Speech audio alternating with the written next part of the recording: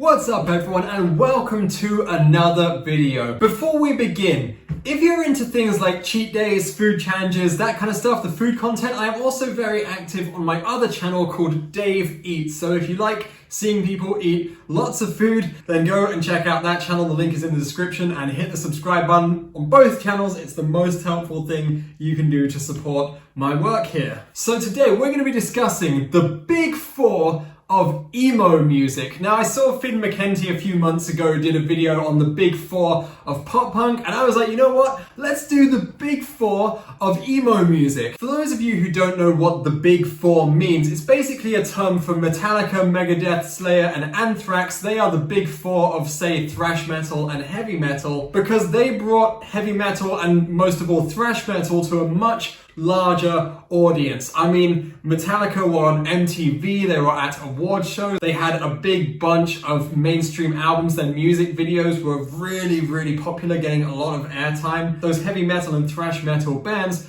went on to inspire lots of, I guess you could say, not just death metal, but also metalcore bands. So today we're going to be talking about the Big Four of emo music who brought emo music and alternative music to a whole new crowd of people. Perhaps even, I guess you could say, converted normal kids to little emo kids because when they heard their music, they either related to it or they just really liked it and then they started copying how they dressed. Lots of little kids started trying to dress like Gerard Way and Sonny Moore. These bands getting lots of airplay, they were getting lots of their music being heard on MTV and Kerrang and Scuzz and on mainstream radio as well. Everyone wanted to look like them, they seemed like cool, charismatic guys, and most importantly, they inspired a whole new generation of bands. Now there are some bands who could have been on this list had it been a few years later. There are some bands who emo kids really like listening to, and also scene kids and emo kids, you could call these scene bands, but they're not going to make this list because they're more metalcore. For example, there are bands like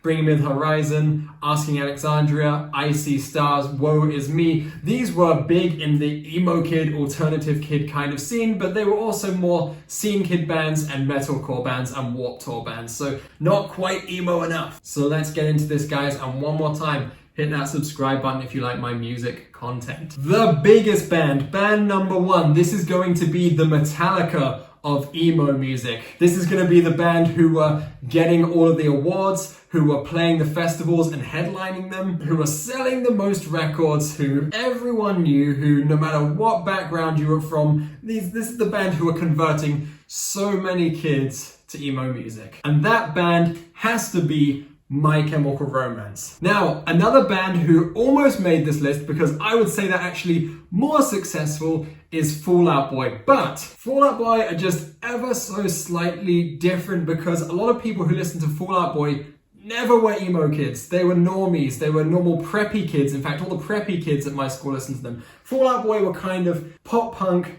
and then emo, but then sort of radio rock. Just a mix of everything, like stadium rock even. Very mainstream, especially their new stuff over the last, say, 7 years since they had that little hiatus they had. My Chemical Romance never had this. If you go to a My Chemical Romance show these days, for example, their reunion tour a couple of years ago, everyone in the crowd will be either emo kids or kids who were emo kids back in 2006. I remember when I was a kid hanging out at the mall, being a mall rat, I would overhear other kids with their iPod Nanos in their ear and they would be singing the lyrics to I'm Not Okay, Helena, Thanks for the Venom. People wore their merch, they had their lyrics on their MySpace profile. One more thing to mention, I saw them back in Reading 2005. That was really fun, it was really cool. They were playing around just after or just before Fight Star, I think. And then the next year they came back and they played on the main stage and they actually got bottled quite a lot. People didn't like them, but you know what they did? They just kept playing and kept playing. By the end of it,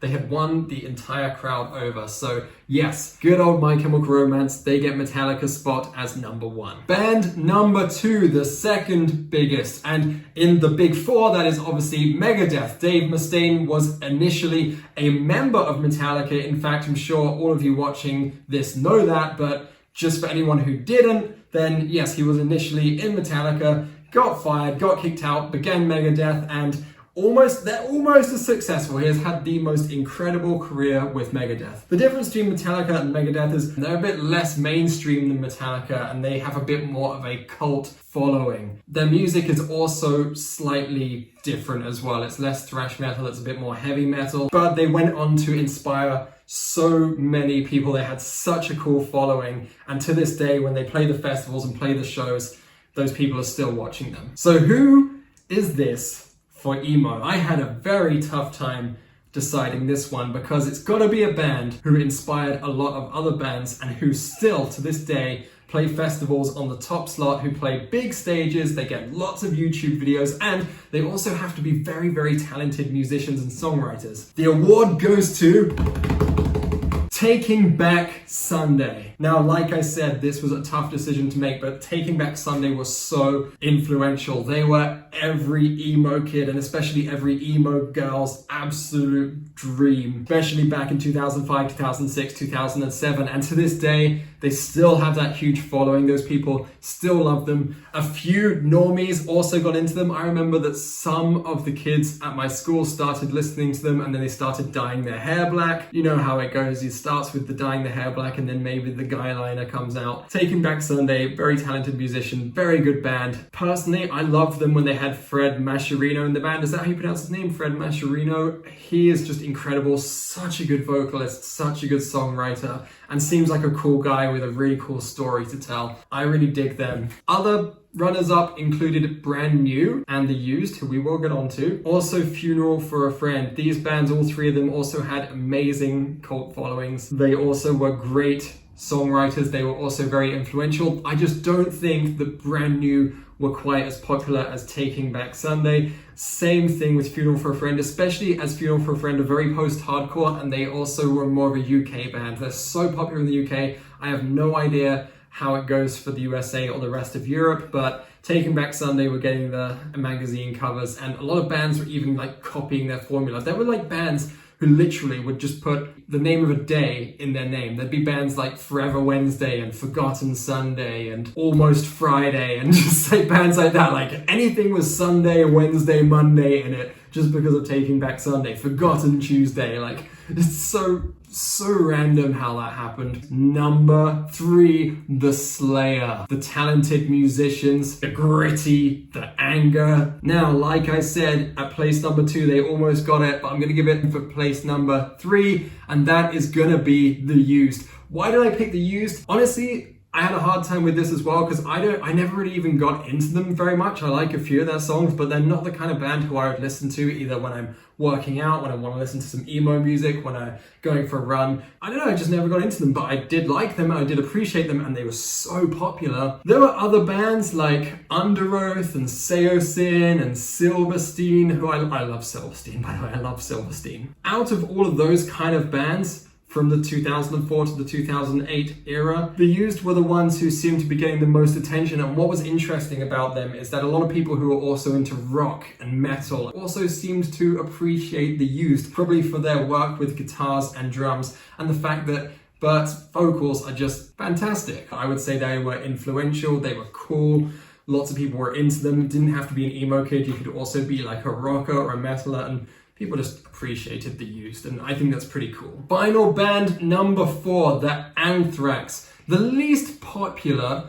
of the Big Four, but still influential, still cool. People were still into them. Just a bit more immature, a bit more silly, a bit more gimmicky. I'm gonna give this to From First to Last. This was a strange choice because it wasn't very long that they were together before Sonny went and left and formed Skrillex, you know, I don't need to explain Skrillex to you guys. Everyone wanted to look like Sonny more. Even girls wanted to look like Sonny more. They copied his haircut, they did the weird eyeshadow thing. They were a bit strange, a bit weird. They actually had some cool music though, considering they were all like 15, 16, 17 years old when Note to Self came out, and writing that song, it's a bit more of an original song. And just because they were so big at the time, they've fallen off a bit recently, but you know, they still have that cult following. I'm sure if they played a festival, like so many people would rock up to see them. If they played even like at a tent at 5 p.m. in the afternoon, people would go and watch that because it's gonna be awesome, right? Sonny Moore has just gone and made a huge name for himself, which again, just super rad. But when I think emo kids and I think of that look and the type of music they were listening to, from first to last just sum it up. Like the weird music video, which it looks like it was filmed in their school, but they've just rearranged the furniture and the lighting to make it look like some old people mental asylum, which is pretty hilarious. I'm convinced that's literally just their school, and they've gone there on a Saturday and been like, hey, can we film a music video here? And we've got our grandparents and our aunt and uncle along with us to help out. It looks like a school that they converted to make look like a prison or something like that. It's pretty funny. The other band I really wanted to put here, and actually I prefer them. I prefer this band too from first to last, and that would be Hawthorne Heights. I mean, Ohio is for Lovers is like the emo kid anthem. That is like the emo kid anthem. I can't think of a song that relates more to emo kids than that song. Note to Self is also very much an emo anthem, but I think when I think emo kids, I think Ohio is for Lovers and Saying Sorry Man. There were some other bands as well, like Chiodos. That's a bit more post-hardcore, not quite emo enough. Guys, that was fun. It was not easy putting this list together, but what do you guys think? Who would you put in the Big Four of emo music? And if you want me to do like a Big Four of metalcore or a Big Four of hardcore or whatever it may be, because those are my two favorite genres along with pop punk and easycore, let me know and I will get on that. Guys, one more time, hit the subscribe button. It is the most helpful thing you can do for the channel. Thank you so much, and I will see you soon.